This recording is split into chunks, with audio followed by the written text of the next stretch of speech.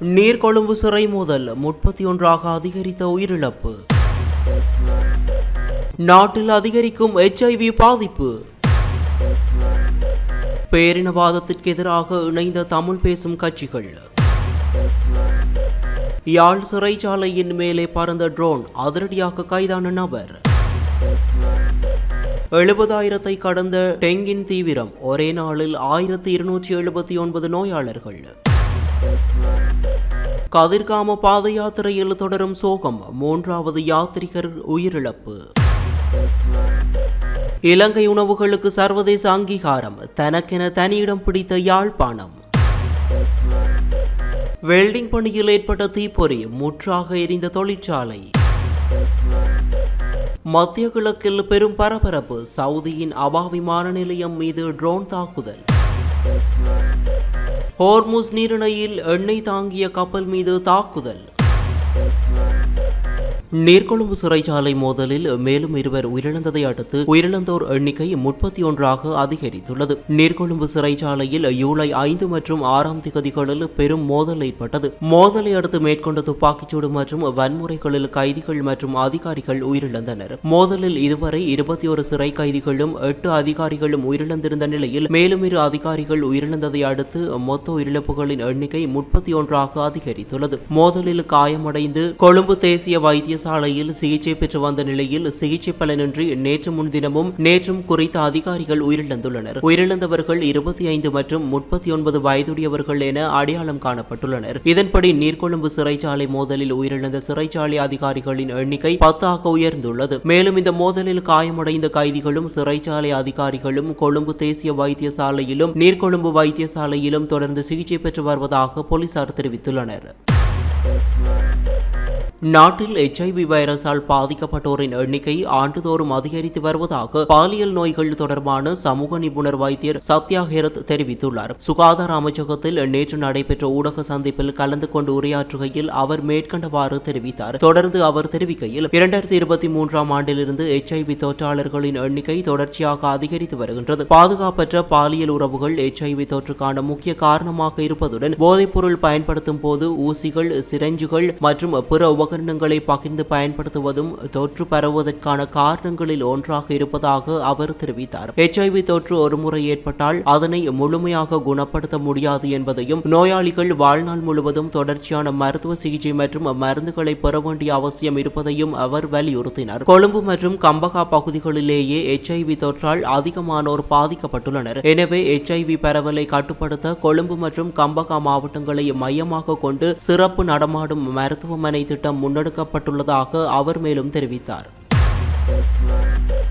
இலங்கையின் அரசியல் வரலாற்றில் ஒரு முக்கிய திருப்பமாக வடக்கு கிழக்கு மற்றும் மலையகத்தை பிரதிநிதித்துவப்படுத்தும் 6 பிரதான தமிழ் மற்றும் முஸ்லிம் அரசியல் கட்சிகள் பொது இணக்கப்பாட்டுடன் புதிய கூட்டணியாக ஒன்றிணைந்து செயற்பட தீர்மானித்துள்ளன. இதற்கமைய அகில இலங்கை மக்கள் காங்கிரஸ், இலங்கை தொழிலாளர் காங்கிரஸ், ஜனநாயக தமிழ் தேசிய கூட்டணி, இலங்கை தமிழரசு கட்சி, ஸ்ரீலங்கா முஸ்லிம் காங்கிரஸ் மற்றும் தமிழ் முற்போக்கு கூட்டணி ஆகிய கட்சிகளின் தலைவர்கள் மற்றும் பிரதிநிதிகள் கூட்டாக இணைந்துள்ளனர். இதன்படி புதிய கூட்டணியை அறிவிக்கும் முகமாக கொழும்பில் நேற்று ஊடக சந்திப்பொன்றை முன்னெடுத்து உத்தியோகபூர்வமாக அறிவிப்பை வெளியிட்டனர். இதற்கமைய பேரினவாதத்திற்கு எதிராக ஒன்றுபட்டு செயற்படுவதற்காக ஒன்றிணைந்த கூட்டணி ஒரு தேசிய மேடையாக செயற்படும் என தெரிவித்தனர். மேலும் புதிய அரசியல் அமைப்பு, மாகாண சபை தேர்தல்கள், அனைத்து சமூகங்களையும் பாதிக்கும் காணி பிரச்சினைகள் உள்ளிட்ட 3 கோரிக்கைகளை கூட்டாக வலியுறுத்தினர்.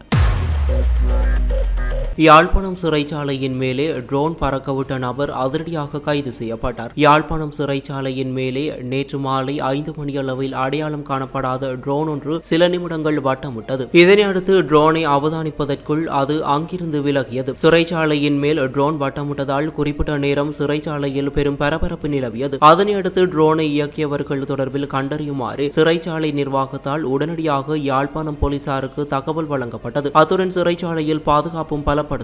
விசாரணையில் வீதி அபிவிருத்தி அதிகார சபையால் அமைக்கப்படும் பாலங்கள் தொடர்பில் கண்காணிப்பதற்காக அனுமதிக்கப்பட்ட ட்ரோன் இவ்வாறு வட்டமிட்டது என்பது கண்டறியப்பட்டது. எனினும் அனுமதியின்றி சிறைச்சாலையின் மேல் ட்ரோனை இயக்கியதற்காக நபர் கைது செய்யப்பட்டதாக போலீசார் தெரிவித்தனர். நீர்கொழும்பு சிறை மோதலை அடுத்து சிறைத்துறையில் தொடர்ச்சியாக பெரும் பதற்றம் நிலவி வருகின்றமை குறிப்பிடத்தக்கது. நாட்டில் இதுவரை பதிவான டெங்கு நோயாளர்களின் எண்ணிக்கை 70,000-ஐ கடந்துள்ளதாக தேசிய டெங்கு ஒழிப்பு பிரிவு தெரிவித்துள்ளது. நாட்டில் டெங்கு நோயாளர்களின் எண்ணிக்கை தீவிரமடைந்த நிலையில் நேற்று வரை 69,951 நோயாளர்கள் பதிவாகியுள்ளதாக தேசிய டெங்கு ஒழிப்பு பிரிவு தெரிவித்துள்ளது. அத்துடன் கடந்த 12ஆம் தேதி வரை பதிவாகியிருந்த மொத்த டெங்கு நோயாளர்களின் எண்ணிக்கை 68,672 ஆகும் என்பதுடன் நேற்று ஒரு நாளில் மாத்திரம் 1,279 நோயாளர்கள் பதிவாகியுள்ளனர். இவர்களில் அதிகளவான நோயாளர்கள் மேல் மாகாணத்தில் பதிவாகியுள்ளதுடன் அந்த நோயாளர்களின் எண்ணிக்கை 33,127 குறிக்கப்பட்டுள்ளது. அதேபோல் மேல் மாகாணத்தில் அதிகளவான நோயாளர்கள் கம்பகா மாவட்டத்திலேயே பதிவாகியுள்ளனர். அந்த எண்ணிக்கை 14,464 குறிப்பிடப்பட்டுள்ளது. அத்துடன் கொழும்பு மாவட்டத்தில் 14,004 நோயாளர்கள் பதிவாகியுள்ளனர். இதேவேளை ஜூலை மாதத்தின் கடந்த 13 நாட்களில் 14,572 நோயாளர்கள் பதிவாகியுள்ளனர். ஒட்டுமொத்தமாக நாட்டில் இந்த ஆண்டில் அதிகளவான நோயாளர்கள் ஜூன் மாதத்திலேயே பதிவாகியுள்ளதுடன் அந்த நோயாளர்களின் எண்ணிக்கை 21,538 ஆகும். எனவே டெங்கு தீவிரமடைந்து வரும் நிலையில் டெங்கு ஒழிப்பு திட்டத்தை முன்னெடுக்குமாறு மக்களை அவதானமாக இருக்குமாறு தேசிய டெங்கு ஒழிப்பு பிரிவு அறிவித்துள்ளது. கதிர்காம பாத யாத்திரையில் மேலும் ஒரு யாத்ரிகர் திடீரென உயிரிழந்துள்ள நிலையில் பாத யாத்திரையில் உயிரிழந்தவர்களின் எண்ணிக்கை 3ஆக அதிகரித்துள்ளது. கதிர்காம பாத யாத்திரை நேற்று காலை குமுக்கனுக்கும் நாவலடிக்கும் இடையிலுள்ள கஜபாவட்டை பகுதியில் சென்று கொண்டிருந்த போது யாத்ரிகர் ஒருவர் திடீரென உயிரிழந்துள்ளார். ஏறாவூர் கழுவன்கேணியைச் சேர்ந்த 52 வயதுடைய பிரதி அதிபர் கே பாக்கியராஜா என்பவரே இவ்வாறு உயிரிழந்துள்ளார். மாரடைப்பு காரணமாகவே அவர் உயிரிழந்திருக்கலாம் என ஆரம்பகட்ட விசாரணைகளில் தெரிய வந்துள்ளது. அவரது சடலம் தற்போது பாணமை வைத்தியசாலையில் வைக்கப்பட்டுள்ளதுடன் லாகுகலை பிரதேச பிரதம பொது சுகாதார பரிசோதகர் எஸ் புனிதராஜன் சம்பவ இடத்திற்கு சென்று பார்வையிட்டுள்ளார். இதனிடையே பாத யாத்திரையின் போது நேற்று முன்தினம் காரைதீவைச் சேர்ந்த நடராஜா அருள்குமார் என்ற 2வது யாத்ரிகரும் உயிரிழந்திருந்தார். அதேபோல் முதல் உயிரிழப்பு கடந்த 8ஆம் தேதி பொத்துவில் குண்டுமடு பகுதியில் பதிவாகியிருந்ததுடன் உயிரிழந்தவர் வவுனியாவைச் சேர்ந்தவர் என அதிகாரிகள் தெரிவித்துள்ளனர். இதற்கமைய கதிர்காம பாத யாத்திரையில் இதுவரை 3 யாத்ரிகர்கள் உயிரிழந்த சம்பவம் பெரும் சோகத்தை ஏற்படுத்தியுள்ளது. உலகின் சிறந்த 50 உணவுக்கான சுற்றுலா தலங்களின் பட்டியலில் இலங்கையும் உள்வாங்கப்பட்டுள்ளது. டிராவல் அண்ட் டூர் வேர்ல்டு நிறுவனம் 2026ஆம் ஆண்டின் உலகின் சிறந்த 50 உணவுக்கான சுற்றுலா தலங்களின் பட்டியலை வெளியிட்டுள்ளது. குறித்த பட்டியலில் முதல் 3 இடங்களையும் மெக்சிகோ, இத்தாலி, ஸ்பெயின் பெற்றுள்ளதுடன் இலங்கை 50வது இடத்தை பெற்றுள்ளது. உணவு கலாசார பாரம்பரியமும் பிராந்திய உணவு வகைத்தன்மை, தெரு உணவு கலாசாரம், உள்ளூர் மூலப்பொருட்களின் பயன்பாடு, உயர்தர உணவுகள், நிலைத்தன்மை மற்றும் சுற்றுலா பயணிகள் கிடைக்கும் தனித்துவமான உணவு அனுபவங்கள் உள்ளிட்ட காரணிகளின் அடிப்படையில் இந்த தரவரிசை தயாரிக்கப்பட்டுள்ளதாக டிராவல் அண்ட் டூர் வேர்ல்டு நிறுவனம் குறிப்பிட்டுள்ளது. நறுமண பொருட்கள், உள்ளூர் மூலப்பொருட்கள் மற்றும் பல்வேறு கலாசார உணவு மரபுகள் காரணமாக சுற்றுலா பயணிகளுக்கு ஒரு தனித்துவமான உணவு அனுபவத்தை வழங்கும் நாடாக இலங்கை உள்ளது என அதில் குறிப்பிடப்பட்டுள்ளது. தெரு உணவுகள் முதல் கடலோர உணவகங்கள் வரை பல்வேறு வகையான உணவுகளை சுவைப்பதற்கான வாய்ப்புகள் இலங்கையில் காணப்படுவதாக டிராவல் அண்ட் டூர் வேர்ல்டு அறிக்கை சுட்டிக்காட்டியுள்ளது. அதன்படி இலங்கையில் கொழும்பு, காலி, கண்டி, நீர்கொழும்பு, எல்ல, யாழ்ப்பாணம், மிரிச, நுவரெலியா, ஹெக்கடுவ மற்றும் திருகோணமலை ஆகியன உணவுக்கான சிறந்த இடங்களாக பெயரிடப்பட்டுள்ளன. கொழும்பு சோறு மற்றும் கறி வகைகள், பொத்துரொட்டி, ஆப்பம் மற்றும் புதிய கடல் உணவுகளுக்கு பெயர் பெற்றுள்ளதுடன் காலி மற்றும் நீர்கொழும்பு ஆகியன கடல் உணவுகளை சுவைப்பதற்கு மிகவும் பொருத்தமான இடங்களாக அறிக்கையில் குறிப்பிடப்பட்டுள்ளன. கண்டி பாரம்பரிய இலங்கை உணவுகளுக்கும் யாழ்ப்பாணம் தனித்துவமான தமிழ் உணவு சுவைகளுக்கும் பெயர் பெற்றுள்ளதாக அந்த அறிக்கையில் தெரிவிக்கப்பட்டுள்ளது. அதேபோல் எல்ல உள்ளூர் மூலப்பொருட்களை கொண்ட உணவுகளுக்கும், நுவரெலியா தேநீர் சார்ந்த உணவுகள் மற்றும் இனிப்பு வகைகளுக்கும், மிரிச, ஹிக்கடுவ மற்றும் திருகோணமலை ஆகியன கடலோர பகுதி புதிய கடல் உணவுகளுக்கும் சிறந்து விளங்கும் உணவு சுற்றுலா தலங்களாக அறிக்கையில் சுட்டிக்காட்டப்பட்டுள்ளன.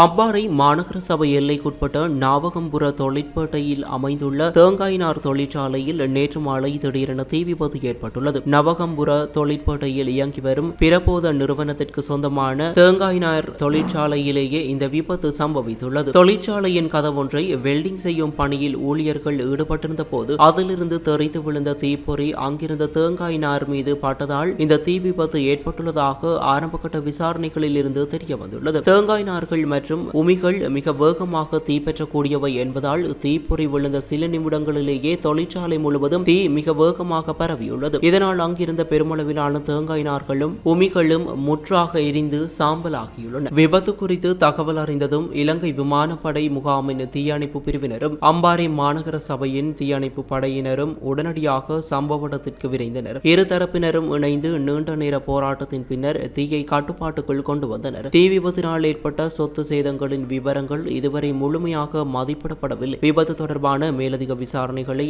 அம்பாறை போலீசார் மேற்கொண்டு வருகின்றனர். சவுதி அரேபியாவின் தெற்கு பகுதியில் அமைந்துள்ள அபா சர்வதேச விமான நிலையத்தை இலக்கு வைத்து ஏவுகணை மற்றும் ட்ரோன் தாக்குதல்கள் நடத்தப்பட்டுள்ளன. சவுதி அரேபியாவின் அபா பகுதி முக்கிய சுற்றுலா தலங்களில் ஒன்றாகவும் ஜெர்மன் எல்லைக்கு அருகிலுள்ள மலைப்பாங்கான தெற்கு பிராந்தியத்தின் தலைநகராகவும் விளங்குகின்றன. குறித்த விமான நிலையத்தின் மீது ஹவுதி கிளர்ச்சியாளர்கள் பெலிஸ்டிக் ஏவுகணை மற்றும் ட்ரோன் தாக்குதல்களை மேற்கொண்டனர். முக்கிய சுற்றுலா தல பகுதிகள் மீது தாக்குதல் நடத்தப்பட்டுள்ளதால் மத்திய கிழக்கில் மீண்டும் பதற்றம் அதிகரித்துள்ளது. அண்மையில் ஜெர்மனின் சனா சர்வதேச விமான நிலையத்தை இலக்கு வைத்து சவுதி அரேபியா வான்வழி தாக்குதல்களை நடத்தியிருந்தது. இதற்கு பதிலடியாகவே அபா விமான நிலையம் மீது இந்த தாக்குதலை நடத்தியதாக ஈரானிய ஆதரவு பெற்ற ஆயுத குழுவான ஹவுதி கிளர்ச்சியாளர்கள் அதிகாரப்பூர்வமாக அறிவித்துள்ளனர். கடந்த 2022 மார்ச் மாதம் சவுதியின் எரிசக்தி உள்கட்டமைப்புகள் மீது ஹவுதிகள் நடத்திய கடுமையான தாக்குதல்களுக்கு பிறகு இருதரப்பிற்கும் இடையே போர் நிறுத்த உடன்பாடு ஒன்று எட்டப்பட்டது. அதன் பின்னர் கடந்த 4 ஆண்டுகளாக சவுதி அரேபியாவுக்கு எதிராக நடத்தப்பட்ட தாக்குதல்களுக்கு ஹவுதி அமைப்பினர் எவ்வித பொறுப்பும் ஏற்காத நிலையில் அவர்கள் அதிகாரப்பூர்வமாக பொறுப்பேற்றுக் கொண்ட முதல் தாக்குதல் இதுவாகும். இதன் மூலம் இருதரப்பிற்கும் இடையே நிலவி வந்த 4 வருட கால அனுமதி உடன்பாடு அதிகாரப்பூர்வமாக முறிவடைந்துள்ளதாக சர்வதேச ஊடகங்கள் கவலை வெளியிட்டுள்ளன. ஹோர்முஸ் நீரிணையில் ஈரான் ஏவுகணை தாக்குதல் நடத்தியதில் ஐக்கிய அரபு ராஜ்யத்திற்கு சொந்தமான 2 எண்ணெய் தாங்கி கப்பல்கள் சேதமடைந்துள்ளன. ஐக்கிய அரபு ராஜ்யத்திற்கு சொந்தமான மொம்பாசா மற்றும் அல் பாகியா ஆகிய 2 கப்பல்களை இந்த தாக்குதல்களுக்கு இலக்காகியுள்ளன. இந்த தாக்குதலில் இந்தியர் ஒருவர் உயிரிழந்ததுடன் மேலும் 8 பேர் காயமடைந்துள்ளதாக தெரிவிக்கப்படுகின்றது. ஹோர்முஸ் நீரிணையின் தெற்கு பாதையில் இந்த கப்பல்கள் பயணித்துக் கொண்டிருந்த போது இந்த தாக்குதல் நடத்தப்பட்டதாக ஐக்கிய அரபு ராஜ்யத்தின் பாதுகாப்பு அமைச்சு தெரிவித்துள்ளது. தாக்குதலில் காயமடைந்தவர்கள் மருத்துவமனையில் அனுமதிக்கப்பட்டு சிகிச்சை பெற்று வருவதாக சர்வதேச ஊடகங்கள் செய்தி வெளியிட்டுள்ளன. ஹோர்முஸ் நீரிணையில் எண்ணெய் கப்பல்கள் மீது தாக்குதல்கள் இடம்பெறுவதால் எரிபொருள், எரிவாயு உள்ளிட்டவற்றின் விலை மேலும் அதிகரிக்கலாம் என்ற அச்சத்தில் மக்கள் உள்ளனர்.